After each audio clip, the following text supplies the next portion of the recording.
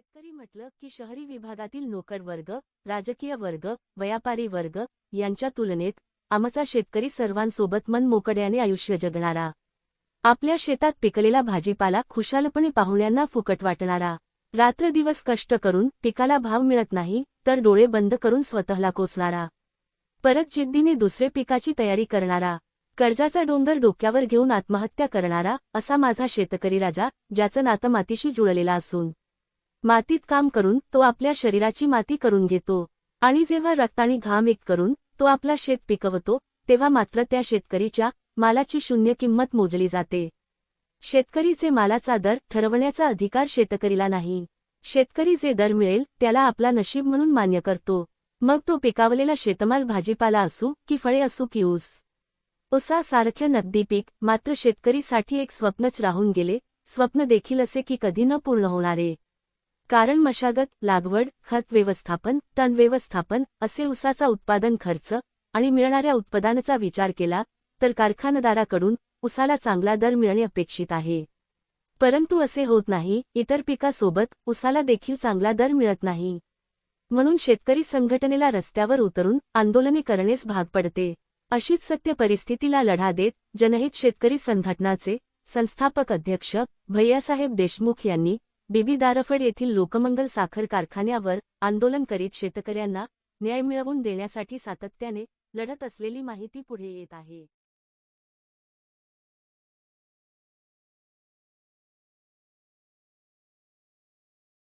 महाराष्ट्र राज्य जनहित शेतकरी संघटना संस्थापक अध्यक्ष प्रभाकर भैया देशमुख।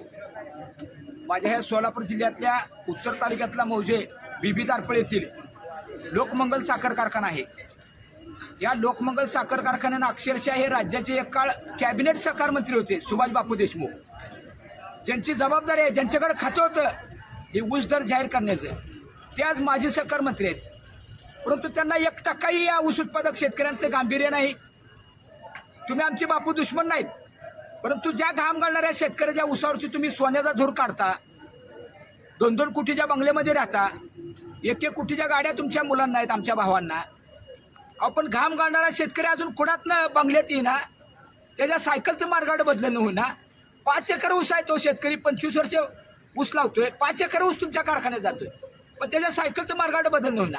दुधाची कॅटली अडकवून आलं तर 10 ठिकाणी मार्गाड वाचते। खरंय खोटा शेतकरी बांधून, खरंय खोटा शेतकरी बांधून। मग अशा अवस्थेत ना बापू शेतकरी घामाचा दाम मागतोय, जे 1840चं पोतं 1919चं पोतं 10 वर्षापूर्वी 30 रुपये 350 रुपयाला क्विंटल होतं, त्याची आज किंमत आहे 1819 रुपये। बापू गेल्या वर्षी तुमचे बंधू आमदार अभिजित पाटील म्हणतात की 3500 रुपये प्रतिटन दर देणं कारखानदारांना परवडतंय, ते पुन्हा आता 3000 वर येतात। तुम्ही जर भावच जाहीर करणार, जिल्हाधिकारी आशीर्वाद साहेबांनी जाहीर आव्हान केले तुम्हाला 15 दिवसाखाली, साखर आयुक्तांनी आव्हान केले की ऊसाचा दर जाहीर करा। तुम्हाला ऊस दर जाहीर करायला जर तुम्हाला भीती वाटत असेल किंवा इच्छा नसेल तर मत मागायला मात्र आवाज मोठा आहे तुमचा, भाषण करायला विधानसभेला मात्र आवाज मोठा येतो बापू तुमचा।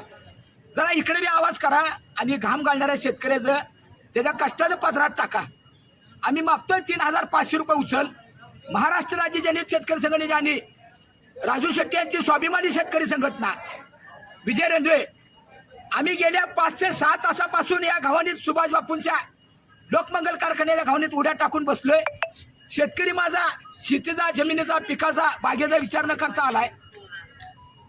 1 तासाने दूध काढायचे आहेत, पण बापू तुम्ही आमचा अंत पाहू नका। आमच्या जनावरांचं दूध असं थानातनं बाहेर पडलं तरी चालेल, माझा शेतकरी आणि आम्ही आता काय इथनं तुम्ही ऊसाचा दर जाहीर केल्याशिवाय, 3500 रुपये ऊसाची पहिली उचल जाहीर केल्याशिवाय आमचा शेतकरी उठणार नाही। वेळ प्रसंगी आम्ही गोळ्या झेलू। जाहीरपणे या शेतकरी बांधवांनी सर तुम्हाला 8 दिवस आधी निवेदन दिले ना, तुम्ही शेतकऱ्यांनी 8 दिवस आधी निवेदन दिले, 8 दिवस आधी निवेदन दिले लोकशाहीच्या मार्गाने, तरी तुम्हाला 4 दिवसाखाली बैठकला वाटलं नाही, ऊसाचा दर जाहीर करू वाटलं नाही। अहो बापू, डिस्लरी प्रोजेक्टच्या तुमचा देशातला 2 नंबरचं उत्पन्न असणारा हा लोकमंगल कारखाना, तरी सुद्धा तुम्हाला जीव का नको होतंय। बापू तुमचं मन मोठं आहे, तुम्ही जनतेवर प्रेम करता म्हणून दुसऱ्यांदा अजून आमदार म्हणून निवडून आला, तुम्ही खासदार होते, एक आदर्श खासदार म्हणून आपण काम केलेलं आहे बापू। व्यवहाराचं तुम्हाला चांगलं नॉलेज आहे, तुम्ही लोकमंगल उद्योग समूहाचे सर्वात, त्यामुळे लवकरात लवकर 3,500 रुपयाची उचल जाहीर करा. अन्यथा आम्ही या घावणीतनं पहाटे 4 जरी वाजले आणि परवा दिवशीचे जरी पहाटे 4 वाजले तरी माझा शेतकरी आम्ही उठणार नाही. आमचा अंत पाहू नका.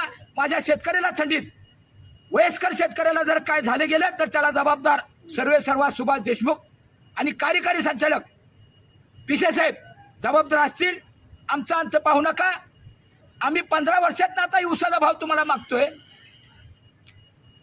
का? उपपदार्थाचे पैसे गेले कुठं बापू? उपपदार्थाला किती कोट्यवधी रुपये तुम्ही मिळवता? डिस्टिलरीचे पैसे आहेत. असा अंत पाहू नका. शेतकरी ऊस द्यायला भरपूर तुम्हाला तयार आहे. तुम्हाला लय वर्षात आता आम्ही कोल्हापूरला 3800 रुपये दर दिला जातो. बंदरूपपासून 50 किलोमीटरच्या अंतरावर इंडी तालुक्यात 3900 4000 दर दिला जातो. मग कोल्हापूर जिल्ह्यातल्या काळ्या मातीत शेतकऱ्यांनी ऊस लावला. आम्ही काय पांढऱ्या मातीत लावलाय का पत्र्यावर लावलाय? त्याला खत पाण्याचा खर्च नाही का? सगळा अभ्यास आहे बापू. आम्ही वाट बघतोय. आपला कमीपणा करून घेऊ नका. लवकरात लवकर कार्यकारी संचालकाला सांगा 3,500ची उचल जाहीर करायला, अन्यथा हे जे तुम्हाला परिणाम भोगावे लागतील. आमचा शेतकरी शांततेने लोकशाहीच्या मार्गाने आम्ही आंदोलन करणार, कुठली तोडफोड करणार नाही, परंतु घावानीतनं उठणार नाही. आणि गावोगावचा शेतकरी 2 दिवसाला तर ऊसतोड्या बंद केल्याशिवाय राहणार नाही. कारण शेतकऱ्यांना आव्हान करतो, तुम्ही अन्याय सहन करू नका, नुकसान करून घेऊ नका. चालू सीझनमध्ये 50,000चं नुकसान झालं तरी चालेल, परंतु ज्यादा दर घेऊन 300-400 रुपये हक्काची घेऊन जर तुम्हाला 3,500 उचल पहिली घ्यायची असेल तर शेतकऱ्यांनी ऊसाची तोड चालू बंद करावी, ही शेतकरी भावांना मी विनंती करतोय.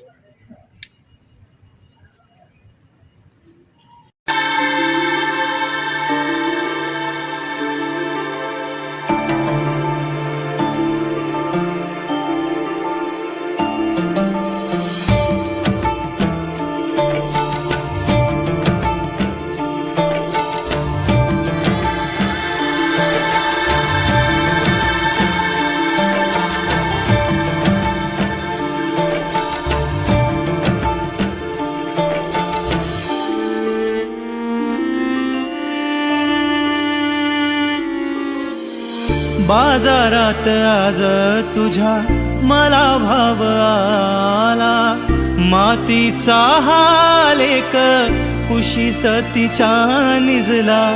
बाजारात आज तुझ्या मला भाव आला, मातीचा हा लेक कुशीत तिच्या निजला. शरण रचलं हे